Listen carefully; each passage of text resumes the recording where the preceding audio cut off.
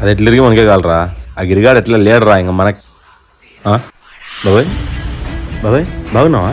నేను బాగున్నాను గాని ఏంట్రా మార్కెట్లో పెద్ద డాన్ అయిపోయినావంట. జనాలు నిన్ను చూస్తానే భయపడుతున్నావంట. ఎందుకు వచ్చావు బాబాయ్? రేయ్ నేను చెప్పేది కాస్త ఇండ్రా.